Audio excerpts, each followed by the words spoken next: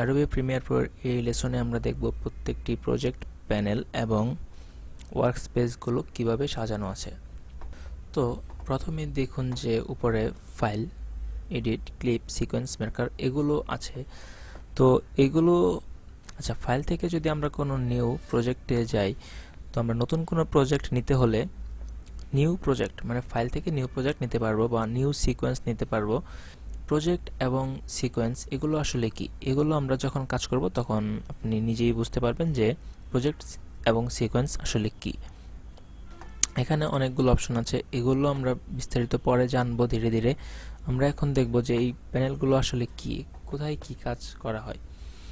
এখানে দেখুন যে ইম্পোর্ট মিডিয়া টু স্টার্ট, এই প্যানেলটির নাম হচ্ছে যে প্রজেক্ট। প্রজেক্ট হচ্ছে যে আমরা একটি প্রজেক্টে কাজ করার জন্য যে ভিডিও, অডিও এবং ইমেজ ইম্পোর্ট করব সফটওয়্যারের মধ্যে, এটি হচ্ছে এই প্রজেক্টের মধ্যে থাকবে, এখানে থাকবে। এবং লাইব্রেরিজ, মিডিয়া ব্রাউজার, ইফেক্ট এগুলো হচ্ছে যে আমরা এই প্রজেক্টে কাজ করার সময় ভিডিওতে এবং অডিওতে যে ইফেক্টগুলো ইউজ করবে সব ইফেক্ট এখানে আছে। এগুলোর মধ্যে ইফেক্ট দেয়া আছে এবং আপনি আপনার ইচ্ছা মতো কোনো ইফেক্ট এখান থেকে সার্চ করে বের করতে পারবেন। ধরুন যদি এই হঠাৎ করে আপনার এখানে এই প্যানেলটি ডিলিট হয়ে গেল, মানে আপনি এটি পাচ্ছেন না, তারপর ইফেক্ট এটিও ডিলিট হয়ে গেল, এখন তো আপনি হতাশ হবেন যে আসলে আমার এই প্যানেলটি কোথায় চলে গেল, আমি এগুলো এখন কিভাবে পাবো। এগুলো আসলে আপনি এখানে দেখুন যে আপনি যদি উইন্ডোতে যান, উইন্ডোতে গেলে আপনি এখানে ইফেক্ট, এখানে যদি ক্লিক করেন আপনার ইফেক্টটি আবার চলে আসবে, ইফেক্ট প্যানেলটি। ইফেক্ট প্যানেল আপনার যেখানে ইচ্ছা আপনি সাজিয়ে রাখতে পারবেন আপনার মন মতো ইফেক্ট এখানে পাবেন। এবং হচ্ছে আপনার উইন্ডোতে গেলে আবার যদি আপনি প্রজেক্ট, দেখুন প্রজেক্ট কোথায় আছে, প্রজেক্টে যদি ক্লিক করেন তাহলে আপনার প্রজেক্ট প্যানেলটাও আবার ফিরিয়ে আনতে পারবেন। ধরুন আপনি এভাবে সাজাতে চেষ্টা করতে গিয়ে ঠিকমতো সাজাতে পারেননি এবং সম্পূর্ণ নষ্ট হয়ে গিয়েছে, তো আপনি কি করবেন? এগুলো আপনি আপনার আবার ডিফল্ট কিভাবে করবেন? উইন্ডোতে গিয়ে ওয়ার্কস্পেসে যাবেন এবং নিচে দেখুন রিসেট টু সেভ লেআউট। এই লেআউট আপনার যে ওয়ার্কস্পেসটি ছিল এটি আপনি আবার রিসেট করতে পারবেন। রিসেটে দিলেই দেখুন আপনার সব কিছু আগের মতো হয়ে গেছে, এখন আপনি আবার কাজ শুরু করতে পারবেন। তো এগুলো আমরা আস্তে আস্তে সবগুলোই জানবো। আর এখানে হচ্ছে টাইমলাইন।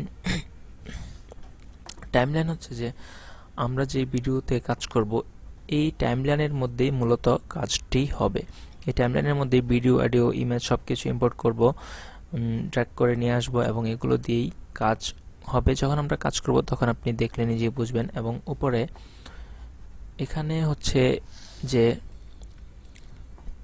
আমরা যে সিকোয়েন্সে কাজ করব, সিকোয়েন্সের যে ভিডিও আউটপুটটি এটা আমরা এখানে দেখতে পাবো। এবং আমার যেই ভিডিওটা নিয়ে আসবো এটি যদি আমি ওপেন করি তাহলে এখানে সোর্স ক্লিপের মধ্যে আমরা একটি ভিডিও দেখতে পারবো এবং যে কোনো ইফেক্ট ইউজ করলে ইফেক্ট কন্ট্রোল থেকে আমরা এটি কন্ট্রোল করতে পারবো। এবং অডিও ক্লিপ এরকম আরও অনেকগুলো প্যানেল আপনি উইন্ডো থেকে পাবেন, যেগুলো আপনি কাজ করতে আপনার সুবিধার্থে আপনি নিয়ে নিতে পারবেন। এখানে আমরা ধীরে ধীরে এগুলো সবগুলো সম্বন্ধেই আলোচনা করব।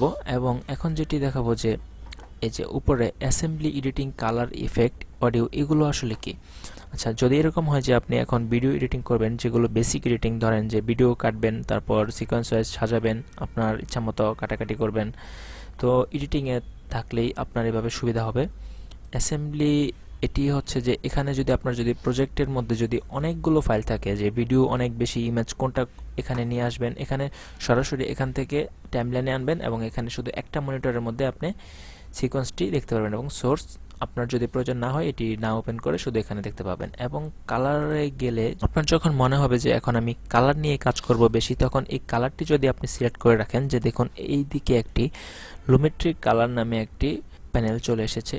লুমেট্রিক কালারের যে প্রিসেটগুলো আপনি পাবেন এখানেই দেখতে পাবেন এবং এখান থেকে আপনি ড্র্যাগ করে আপনার ভিডিওতে দিয়ে দিলেই সেটি কাজ হবে। এগুলো যখন আমরা কাজ করব তখন আপনি একটি একটি করে দেখবেন এবং বুঝতে পারবেন। এই লেসন এ পর্যন্তই ছিল এবং পরবর্তী লেসন দেখতে সাথে থাকুন। ধন্যবাদ।